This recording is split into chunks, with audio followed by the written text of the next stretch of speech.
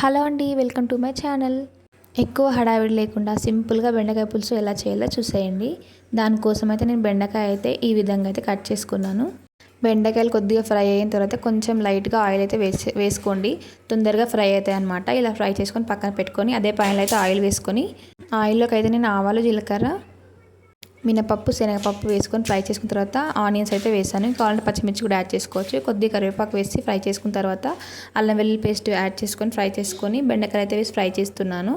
ఇలా కొద్దిగా ఫ్రై అయిన తర్వాత మనకు కావాల్సిన స్పైసెస్ అన్నీ యాడ్ చేసుకొని ఉప్పు, కారం, పసుపు అన్నీ ఫ్రై చేసిన తర్వాత టమాటోస్ అయితే మీకు కావాల్సినవి వేసుకొని కొద్దిగా ఫ్రై అయిన తర్వాత ఇలా నేనైతే చింతపండు పులుసు అయితే యాడ్ చేస్తున్నాను. మనకు కావాల్సినంత పులుపు అయితే యాడ్ చేసుకోవచ్చు. కొన్ని వాటర్ యాడ్ చేసిన తర్వాత ఇక్కడైతే నేను శనగపిండిలో అయితే వాటర్ యాడ్ చేసుకొని దాంట్లోకి వేసేస్తున్నాను అనమాట.